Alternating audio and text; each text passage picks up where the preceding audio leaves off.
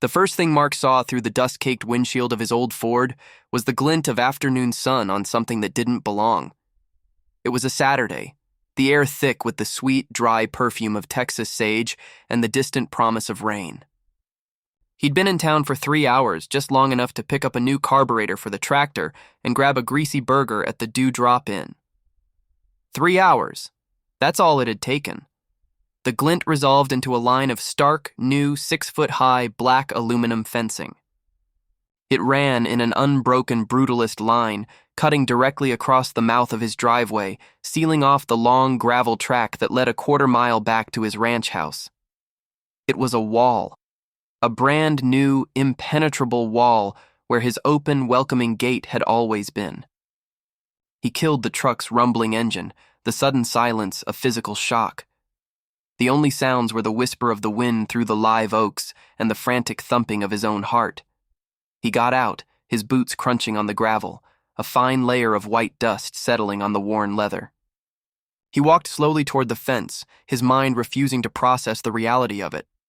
There, bolted to the center of the barricade, was a bright, pristine sign that seemed to scream in the quiet landscape. By order of the Stonebridge Ranch homeowners. Association private property. No trespassing, unauthorized entry prohibited. All access requests must be submitted to the HOA Board Stonebridge Ranch. The words were a joke. There was no stone bridge.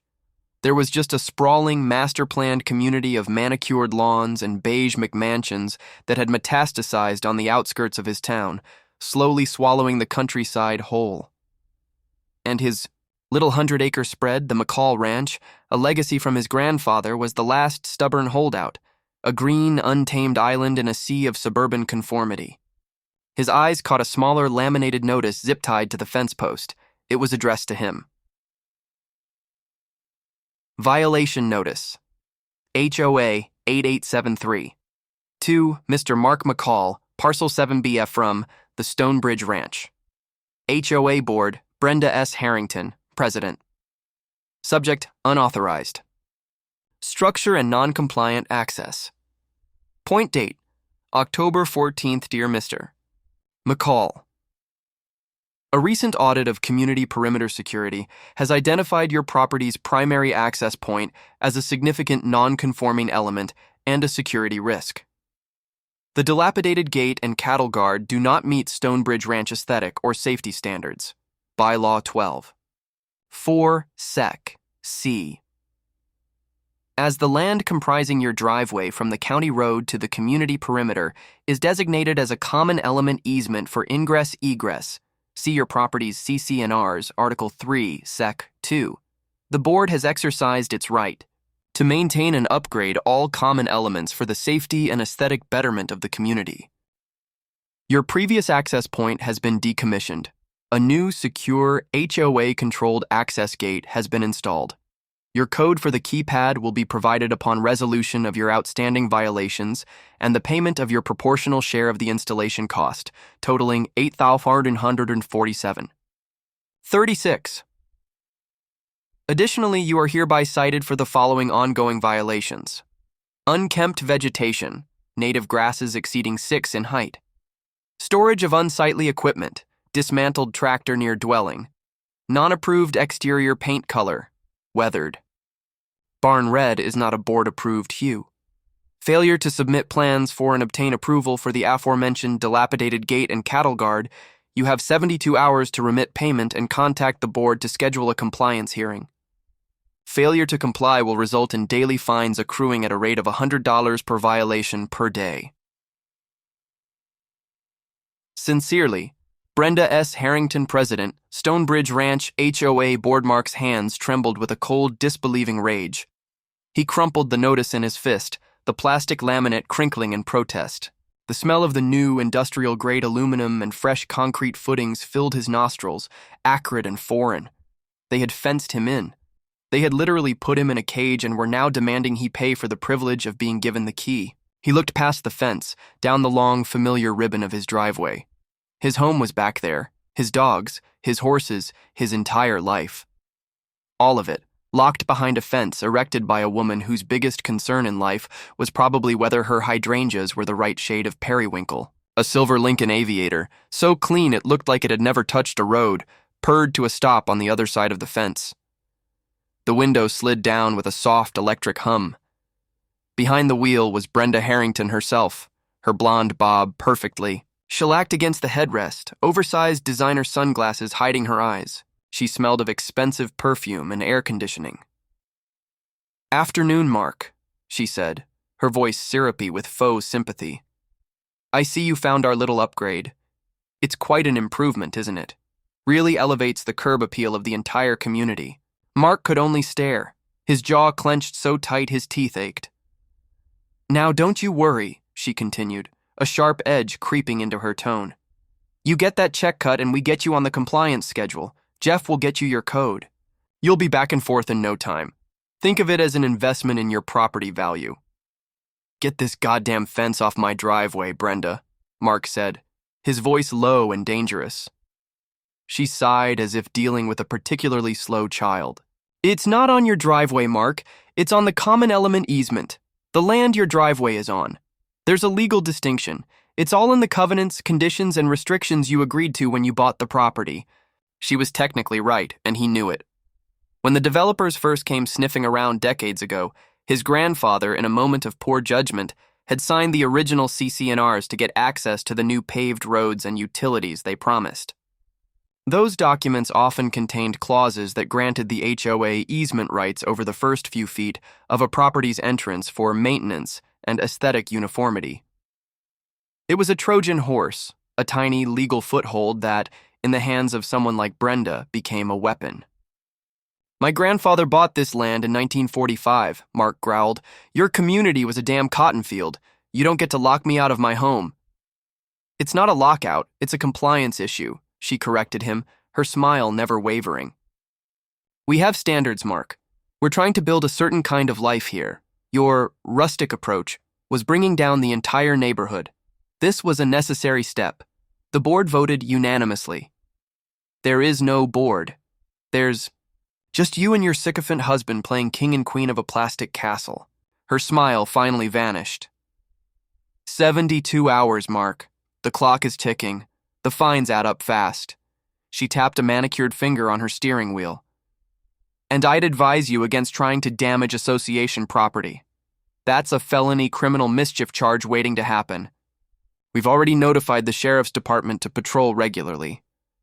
With that, the window slid up, sealing her away in her climate-controlled capsule. The Lincoln pulled a smooth, silent U-turn and disappeared down the pristine asphalt of Stonebridge Drive. Mark was alone. The sun beat down on the back of his neck. A hawk cried out overhead, a lonely sound in the vast blue sky. He was a man who fixed things. A former Army combat engineer, he'd built bridges under fire and diffused bombs in the dust of Afghanistan. He understood structures, pressure, and leverage. And right now, he was understanding that a new kind of war had just been declared. He couldn't knock the fence down. Not yet. That would be playing her game on her terms. She wanted a brute force confrontation. She was expecting it. He needed intelligence. He needed a map. He got back in his truck, the old vinyl seat hot against his back. He didn't drive away. Instead, he reversed, bumping off the gravel county road and into the dry grass of the ditch, maneuvering until he was parallel to the fence. There was another way in, a forgotten fire break trail that cut through the back 40, overgrown and rugged. His four-wheel drive truck could handle it. It would take an hour, and he'd be coated in dust and scratches from mesquite thorns by the end of it. But it was a way home. As he navigated the rough terrain, his mind wasn't on the ruts and rocks. It was sifting through memories. His grandfather, a stubborn old cowboy who hated lawyers and loved the land, ranting about the paper terrorists from the development company. "They tried to tell me where I could park my truck, son," he'd grumbled, spitting a stream of tobacco into the dust. I showed him the original land grant, signed by the governor. They tucked their tails and ran. The original land grant. The words echoed in Mark's head, a ghost from the past. When he finally bounced his way onto his own property, The sight of his simple ranch house, the horses grazing in the pasture, filled him with a fierce, protective fury. He marched inside, the screen door slamming behind him, and went straight to his grandfather's old study. The room smelled of old leather, yellowed paper, and cedar. It was a time capsule. He went to the massive roll-top desk, a piece of furniture he hadn't opened in years. Inside was organized chaos, ledgers from the 50s, receipts for cattle, old photographs. And in the bottom drawer, tucked inside a leather portfolio so dry it was cracking, he found it. The deed, the abstract of title, and a thick folded document, brittle with age. It was the original land grant, just as his grandfather had said. But paperclipped to it was another more recent document, the purchase and sale agreement from when the developers bought the surrounding land from Old Man Higgins. And stapled to that was a single cryptic addendum. His eyes, trained to scan for details and anomalies, caught a paragraph that made his breath hitch. It was legalese, dense, and convoluted, but one phrase jumped out again and again. Retains all mineral and subsurface rights for Parcel 7B, McCall, in perpetuity, including but not limited to rights of access, egress, and necessary ingress for exploitation of said resources. It was about oil and gas rights, a standard clause for Texas land deals. But the language was impossibly, beautifully broad.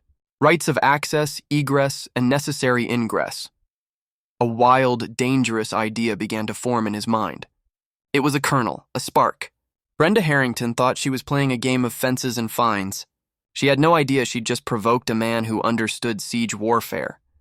He spent the next 48 hours in a fevered dream of research. He drove to the county clerk's office in the next town over, spending hours in the dusty records room, the smell of old books and ozone from the microfiche machine filling his lungs. He traced the chain of title for every lot in Stonebridge Ranch. He cross-referenced the original developer's plats with the county's easement maps, and that's when he found it. The motherlode. The developers, in their rush to subdivide and sell, had made a catastrophic error. A flaw in their grand design. The land Brenda Harrington's McMansion sat on. The land for the clubhouse, the pools. The very roads they used to blockade him. It was all built on a parcel that had never been properly severed from the original Higgins tract. The legal description was a mess of conflicting surveys. The access easements they relied upon for their own utilities? They were invalid, based on a preliminary plat that was never formally recorded with the county. In property law, an easement must be appurtenant, meaning it's attached to the ownership of a specific piece of land and properly recorded. If the legal description of the land benefiting from the easement is flawed, or the easement itself was never formally created and recorded before the land was sold off, the easement can be void. The homeowners, like Brenda, might own their houses, but the land underneath their feet, the roads they drove on, could exist in a legal gray area, their rights of access based on a house of cards. Stonebridge Ranch wasn't a community. It was a legal fiction, but they owned the houses. They had money, lawyers, influence. He needed more. He needed leverage they couldn't ignore. He needed to own the ground they stood on.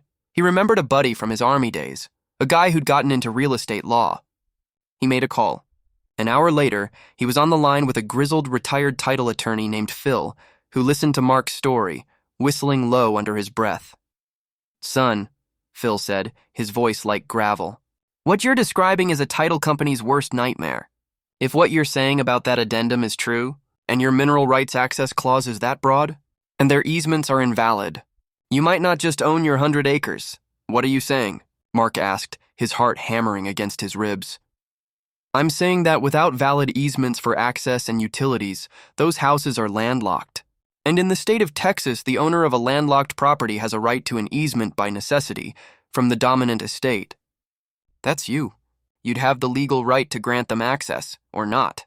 And that clause in your addendum, necessary ingress for exploitation of said resources, a creative lawyer could argue that running a natural gas line under their homes constitutes exploitation. It gives you a claim to the subsurface rights of the entire development." Mark felt the world tilt on its axis. He wasn't fighting an HOA, he was looking at a corporate takeover. The 72-hour deadline came and went. He ignored it. The fines began to accrue. He didn't care. He was building a bomb of his own. A week after the fence went up, a certified letter arrived. It was a final notice, informing him of a lien being placed on his property for the unpaid fines and the cost of the gate. now totaling over $12,000. It was signed by Jeff Harrington, Brenda's husband and the HOA's compliance officer. Mark didn't open it. He just placed it on the pile. He had his own documents to deliver. He put on a clean shirt, the one he saved for funerals and court dates. He loaded the copies of the deeds, the flawed plats, the addendum, and a meticulously researched cover letter from his friend Phil into his truck. He wasn't going to the HOA. He was going to the source of their money, their power, their confidence. He drove to the sleek, glass-walled office building in Dallas that housed the corporate headquarters of the investment firm that now owned the Stonebridge Ranch HOA's debt and held the master insurance policy. He asked for the head of risk management. An hour later, he walked out, his mission accomplished. The packet was in the hands of a very pale, very attentive man in a very expensive suit. The reaction was faster than he expected. That evening, as the Texas sun bled red over the hills, Mark saw a familiar silver Lincoln speeding down his driveway, kicking up a rooster tail of gravel. It screeched to a halt in his yard. Brenda Harrington exploded from the driver's seat, her face a mask of hysterical rage. She was followed by her husband Jeff, a large, florid man who always looked vaguely confused. "What in the hell did you do?" Brenda shrieked, storming toward where Mark sat calmly on his porch, sipping a sweet tea. The smell of her panic was sharp, cutting through the evening scent of honeysuckle. "Evening, Brenda." "Jeff," Mark said, not getting up. We just got a call from our mortgage company. Our line of credit is frozen. The title insurance on the entire development is being revoked pending an investigation. They're talking about a class action suit. What lies did you tell them?" Jeff puffed out his chest, trying to look intimidating. "You're finished, McCall. We'll sue you for defamation. We'll own this dirt farm." Mark took a slow sip of his tea. The ice cubes clinked softly in the glass. "It's not defamation if it's true." "Your house, Jeff? The one with the big columns and the fountain out front that violates your own water conservation bylaws? It's built on a cloud. Your deed isn't worth the paper it's printed on." Brenda's mouth opened and closed, but no sound came out. The color drained from her face. "And as for this dirt farm," Mark continued, his voice dropping to a low, cold calm, "you're right. You will be dealing with it. But not as the HOA. See, I've been looking over the finances of your little association. You're bankrupt. The legal fees to fight this, to clear every single title, would be in the millions. You don't have it. The homeowners sure don't. The investment company that holds your debt, they'll foreclose. They'll seize the HOA's assets to recoup their losses. An HOA, despite its power, is a corporation, a nonprofit entity, and like any corporation, it can be dissolved if it becomes insolvent. When that happens, its common properties, the parks, the pools, the roads, the security gates, don't just vanish. They have to be liquidated or their ownership transferred. And the first in line to claim those assets? Often, it's the owners of the original land parcels from which the common areas were carved out. Or, in this case, the holder of the superior claim to the land itself. He leaned forward, his eyes locking onto Brenda's. And guess who is prepared to make a nuisance claim on every single inch of those common areas?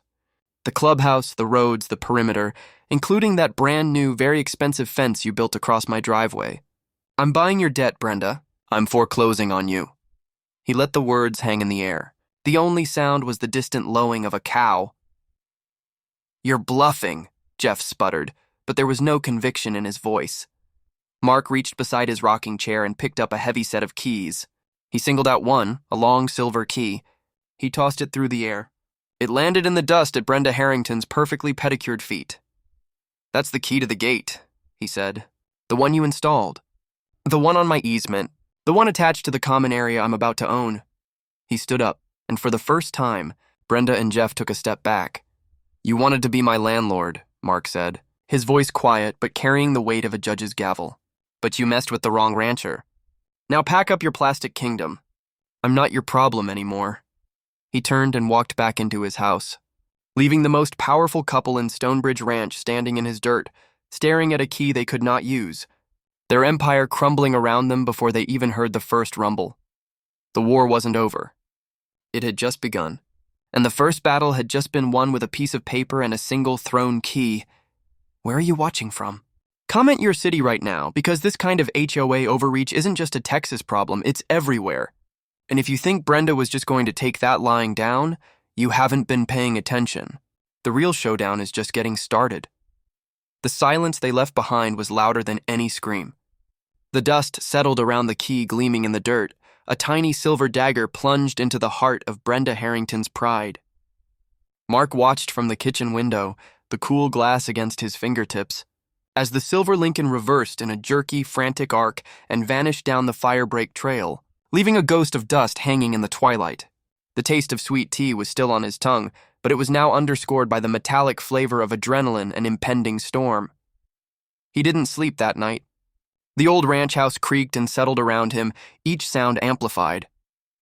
The hoot of an owl wasn't just a bird call. It was a signal. The lowing of a distant cow was a warning. He sat at his grandfather's roll-top desk, the yellow glow of the banker's lamp illuminating a battlefield map of deeds, plats, and legal pads filled with his tight, precise script. The smell of old paper and cedar was his gunpowder. He knew Brenda. Her type didn't capitulate. They escalated. Her power, which she believed was absolute, had been publicly challenged. She would come back not with a fine, but with a sledgehammer. He had to be ready. His first move was defensive. At dawn, before the Texas sun could bake the earth again, he was on the phone with his army buddy's contact, the grizzled attorney Phil. "They're gonna come at you with everything." "Son," Phil rasped, the sound of a coffee percolator bubbling in the background. "They'll file for an injunction to stop you from making any claims on the common areas.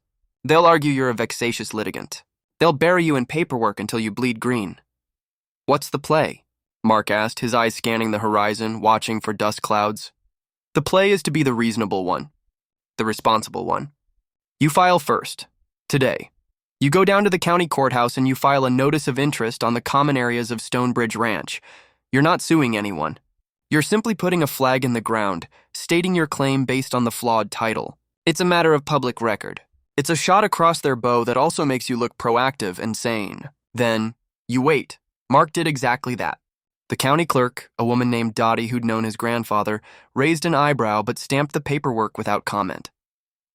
The smell of the courthouse, floor wax, and stale coffee felt like the anteroom of a war. By that afternoon, the notice was entered into the record. The first move was made. The chessboard was set. Brenda's sledgehammer fell 48 hours later. It wasn't a letter. It was a process server, a bored-looking young man in a polo shirt who handed Mark a thick stack of documents while Mark was checking the fence line. Harrington et al. Garcia v. McCall. The lawsuit alleged defamation, tortious interference with business relations, and a frivolous attempt to extort the HOA. It demanded he cease all claims, publicly retract his statements, and pay damages of $1 million.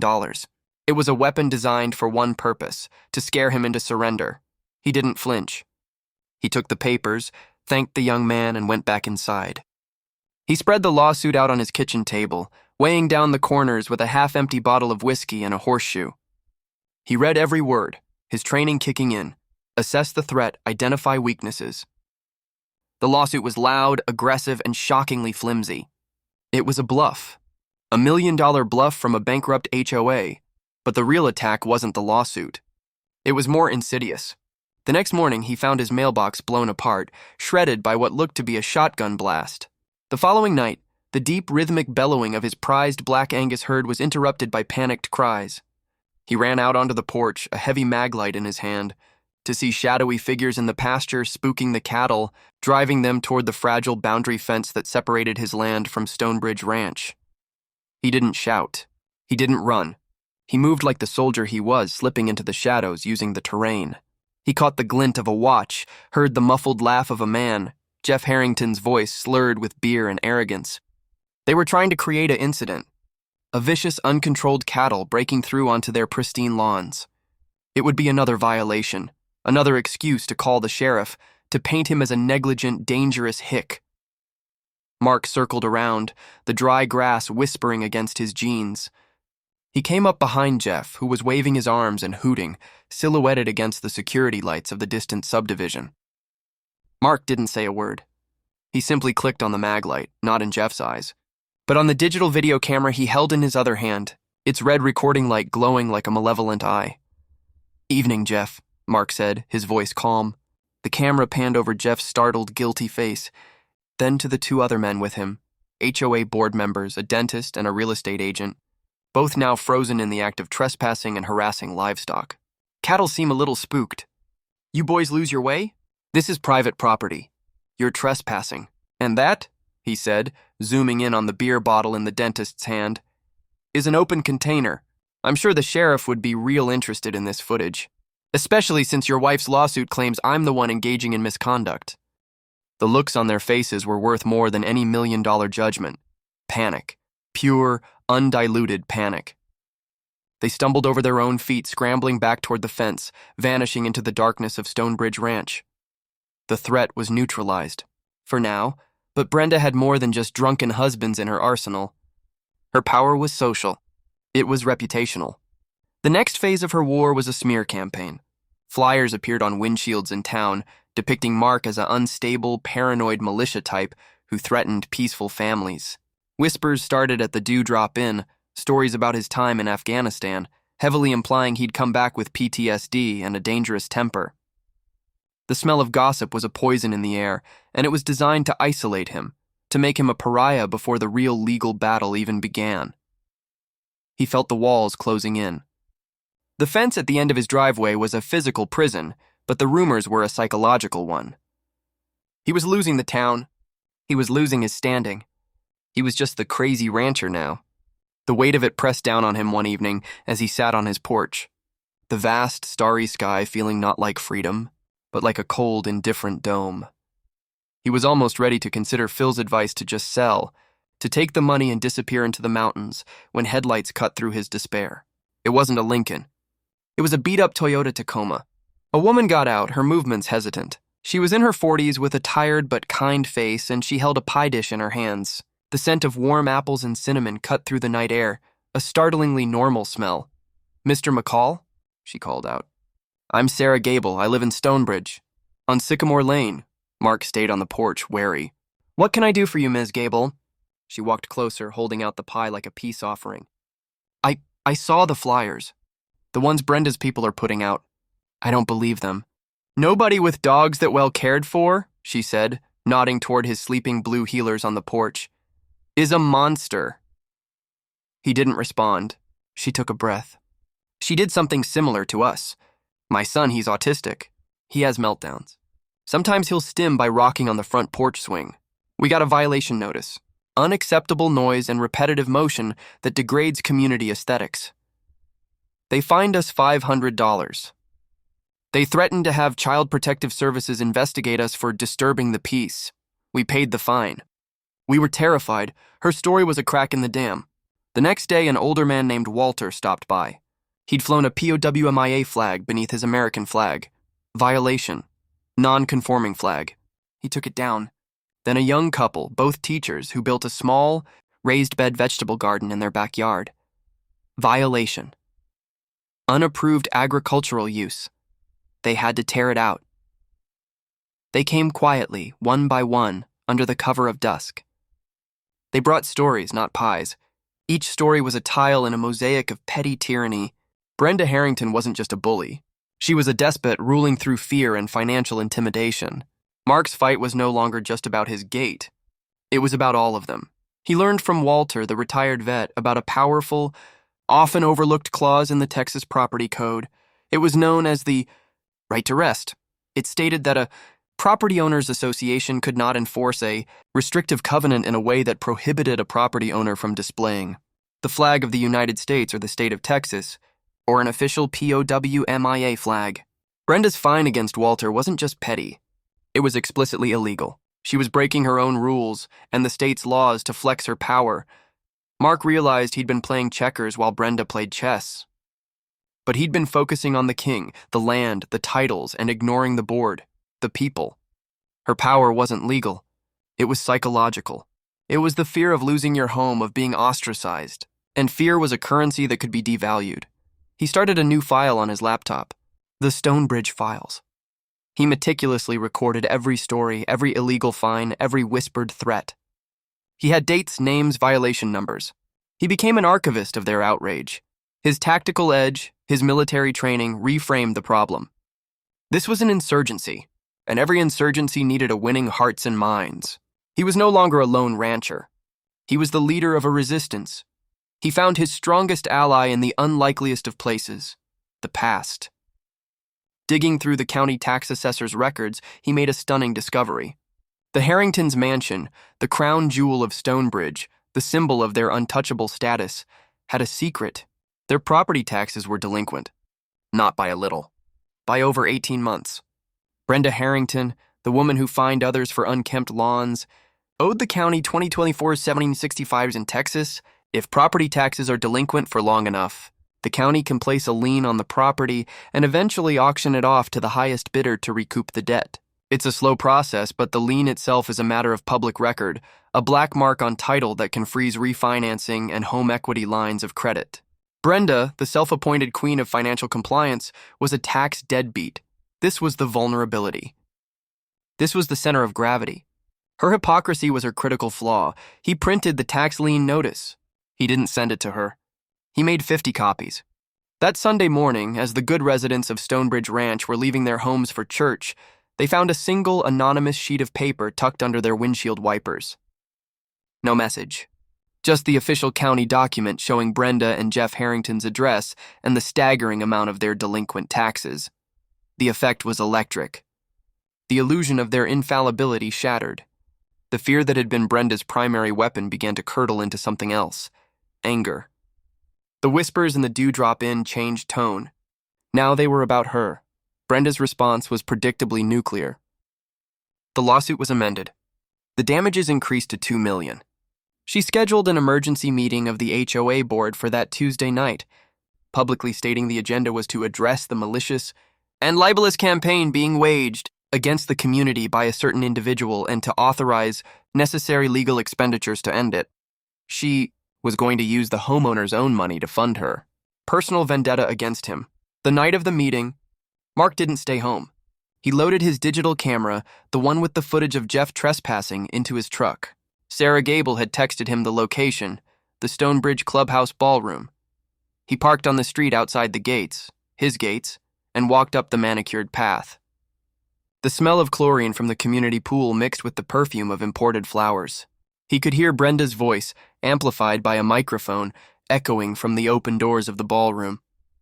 She was in mid-tirade, and we will not be intimidated by the lies and the criminal behavior of this man. We will use every resource at our disposal to protect our property values and our way of life. I move we approve a special assessment of $2,000 per household to fund this legal battle. A murmur of discontent rippled through the crowd. $2,000. For most families, that was a vacation, a new appliance, a semester of books for their kids. Mark stood in the back of the room, a ghost at the feast.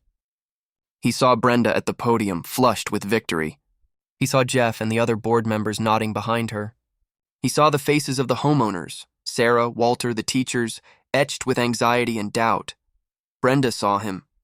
Her speech faltered for a fraction of a second, then she seized the opportunity, pointing a dramatic finger. And speak of the devil. How dare you show your face here? This is a private meeting for homeowners. Every head in the room turned. The air grew thick with tension.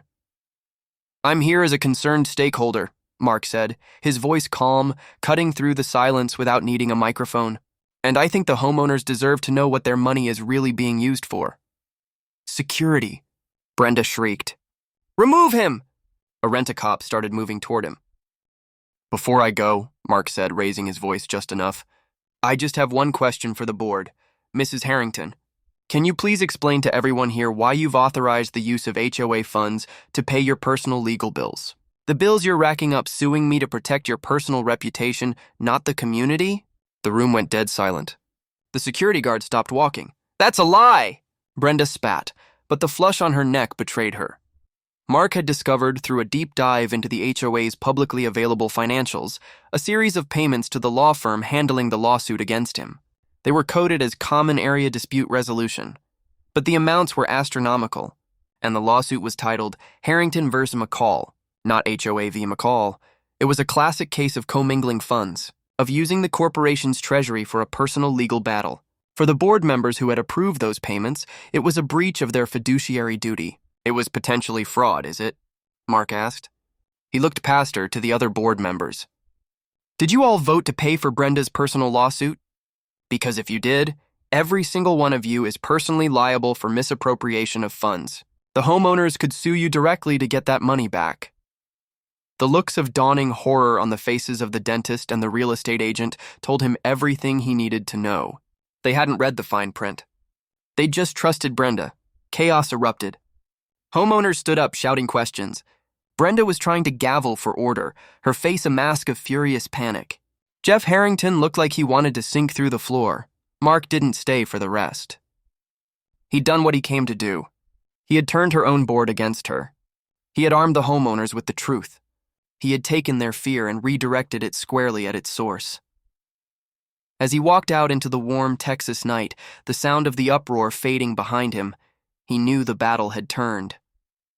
He was no longer on the defensive. He was flanking her. He was cutting off her supply lines. He was sowing discord in her ranks. The fence was still there. The lawsuit was still active. But the ground had shifted underneath Stonebridge Ranch. The king was in check. And the next move was his. What would you have done when you saw those trespassers in your pasture? Would you have called the cops? Gone out with a shotgun? Or would you have done exactly what Mark did? Let me know in the comments, because this war is about to go to a place nobody sees coming. The gavel slammed on the polished oak podium, a sound like a gunshot that silenced the roaring chaos of the Stonebridge clubhouse. Brenda Harrington stood behind it, her face a terrifying mask of fury and desperation, the perfect shellac of her hair beginning to fray at the temples. "Order! I will have order!" she shrieked, but the spell was broken. The homeowners, once cowed and compliant, were a pack of wolves who had just caught the scent of blood. Mark stood at the back of the room, the taste of victory in the air, sharp and metallic like ozone after a lightning strike. He had lit the fuse and now he watched the explosion. He didn't say another word. He didn't need to. The question he had posed hung in the air, thicker than the smell of expensive perfume and nervous sweat. "You have no proof," Brenda finally managed to yell over the din, her voice cracking. This is a desperate lie from a man who was about to lose everything. But the other board members, the dentist and the realtor, were already backing away from the head table, their hands raised in a universal gesture of surrender. "We didn't know, Brenda," the dentist stammered into the microphone, his voice amplified for everyone to hear. "The invoices just said legal services. You told us it was for the perimeter security dispute." The betrayal was absolute. The room erupted again, this time with the specific, venomous anger of people who had been financially betrayed. Mark used the chaos as his cover. He turned and walked out, the shouts and accusations fading behind him like a receding storm. His work there was done. The enemy was now fully engaged in a civil war. He had given the homeowners the weapon, the truth, and they were wielding it with a vengeance. He drove back to his ranch, not down the fire break trail, but right up to the hated black fence. He got out of his truck, the familiar crunch of gravel under his boots a comforting sound. He placed his hands on the cold, impersonal aluminum. This fence wasn't just a barrier. It was a symbol of everything wrong with Brenda's world: control without purpose, order without heart, power without responsibility. He knew what he had to do next. It was no longer enough to defend. It was time to claim what was his. The following Monday, with the HOA in total disarray and Brenda fighting a mutiny from within, Mark's friend Phil the attorney filed 2 new documents with the county court. The first was a motion to dismiss the Harringtons' lawsuit against Mark, citing the newly revealed evidence of fraudulent misappropriation of HOA funds, which destroyed their standing and proved the suit was a personal vendetta. The second was far more explosive. It was a quiet title action. A quiet title action is a lawsuit to establish a party's title to real property against anyone and everyone else who might have a claim to it. It quiets all competing claims. Mark wasn't just suggesting the common areas had a flawed title. He was asking the court to formally recognize him as the sole, rightful owner of the roads, the parks, the clubhouse, and the perimeter land, including the fence, based on the original land grant and the developer's fatal title errors. It was the legal equivalent of dropping a bomb on the entire foundation of Stonebridge Ranch. The notice of the lawsuit was delivered to every homeowner, the HOA board, and the investment company in Dallas. Panic turned to outright pandemonium. Property values weren't just dipping. They were poised to vaporize. Who would buy a house in a community where the roads might be owned by a man the HOA had tried to destroy? The investment company's response was swift and merciless. They immediately froze all of the HOA's remaining accounts and sent a team of cold-eyed lawyers to Stonebridge. They weren't there to help the homeowners. They were there to protect their asset. And their calculus was simple. Mark McCall and his quiet title action were an existential threat. Brenda Harrington was a liability. They asked for a meeting. They came to him. Two lawyers in impeccably tailored suits, smelling of airport lounges and expensive cologne, stepped out of a black sedan and picked their way across his dusty yard. They looked profoundly out of place. "Mr. McCall," the lead one said, offering a hand that Mark didn't take. "We represent the interest holding the community's debt. We'd like to discuss a resolution." "I'm listening," Mark said, leaning against his porch post, arms crossed. "The Harrington lawsuit will be dropped. All fines against you will be expunged. The fence will be removed at the association's expense. In exchange, you drop the quiet title action." "We all walk away," Mark almost laughed. "You think this is about a fence? You locked me out of my home. You harassed me. You slandered me. You tried to bankrupt me with a frivolous lawsuit. And you sent your attack dogs," he said, nodding toward the pasture, "to terrorize my cattle. Walking away isn't a resolution. It's a stalemate. And I'm holding all the cards." The lawyers exchanged a glance. They were used to dealing with numbers, not principles. With balance sheets, not rage. "What is it you want, Mr. McCall?" "I want what's mine," he said, his voice low and steady. "And I'm going to take it. But I'll give you a choice. You can fight me. I'll tie this entire development up in court for a decade. Not one of those houses will be sold or refinanced. Your asset will be worthless. Or you can give me what I want, which is, the HOA is dissolved. Its assets, all common areas, are deeded over to me. The homeowners will grant me a permanent, recorded easement for access and utilities, for which they will pay me a nominal annual fee of $1. And Brenda Harrington is removed from any position of authority forever." The lawyers were silent for a long moment. The only sound was the lazy buzzing of flies in the afternoon heat. What he was proposing was unprecedented. It was the complete and total surrender of their governing body. He wasn't just becoming their landlord. He was becoming their king. "The dissolution of an HOA," the second lawyer stammered. "It's a complex process. It requires a vote of the homeowners." "I think you'll find they're highly motivated," Mark said.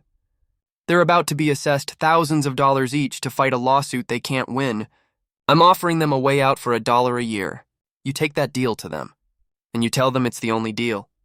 He turned and walked back into his house, leaving them standing in his dust. The vote was held the next week by the investment company, bypassing the crippled HOA board entirely. The result was a foregone conclusion. Faced with financial ruin on one side and a symbolic $1-a-year fee on the other, the homeowners of Stonebridge Ranch voted overwhelmingly to dissolve the Stonebridge Ranch Homeowners Association and accept Mark's terms. The day the papers were signed, Mark drove his truck down the firebreak trail one last time. He pulled up to the black fence. This time he was holding a large industrial-sized bolt cutter. With a satisfying snap that echoed in the quiet air, he cut the chain holding the gate shut. He swung it open. The first thing he did was not drive through. He walked back to his truck and returned with a new post and a new sign. He dug a hole, poured in concrete, and set the post. He hung the sign and stepped back. It was a simple, rustic wooden placard stained the same weathered barn red his house was painted. It read, "McCall Ranch all are welcome, mind your manners." Then, and only then, did he get back in his truck and drive slowly through the gate, down his own driveway, for the first time in weeks. The gravel crunched a familiar song under his tires. He didn't stop at his house. He drove straight through his property, onto the common areas he now owned, and down the pristine streets of Stonebridge Ranch. He drove past the Harringtons' mansion. The for sale sign on their lawn was the biggest one he had ever seen. He ended his drive at the clubhouse. A small crowd had gathered. Sarah Gable, Walter, the teachers. They looked nervous, expectant. Mark got out of his truck. He reached into his pocket and pulled out a single silver key. He held it up. "This was the key to the gate," he said, his voice carrying in the quiet street. "The only one they made. It doesn't fit anything anymore." He bent down and placed it on the curb. "The fence comes down tomorrow. The roads are yours to use. The parks are yours to enjoy. The only rule is the one on the sign at the end of my driveway. Mind your manners." He looked at each of them. "This is your home, not a corporation's, not a board's, yours. Don't let anyone ever put a fence around it again. A week later, the black aluminum fence was gone, hauled away for scrap. The only thing that remained were the concrete footings, which Mark let the weather and the weeds slowly reclaim. The lawsuit was dismissed. The fines vanished from his record. One evening he sat on his porch, the familiar sounds of his ranch settling in for the night all around him. The air smelled of rain and earth, of freedom. Sarah Gable had stopped by earlier with a pie, apple again, to thank him.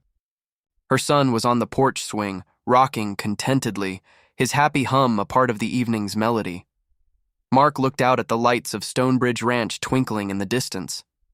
They didn't look like the lights of an enemy camp anymore. They just looked like lights, homes, people he had won. Not just his land, not just his access, but his peace. He had taken the weapon they used to control him, and he had melted it down into a key. Not a key to a lock, but a key to a future. His grandfather's land was safe, his legacy secured not by a deed, but by a fight. The war was over. The rancher had become the landlord, and the only gate that remained was always, and would forever be, open. This was never just about a fence. It was about a fundamental truth, that no one has the right to lock you out of your own life. If you believe that, hit the subscribe button, because there are more stories like this one to tell. Share this with someone who needs a reminder that sometimes the biggest fights are won not with a shout, but with a strategic, unwavering silence. And tell me in the comments, what's the first thing you would have done with that key?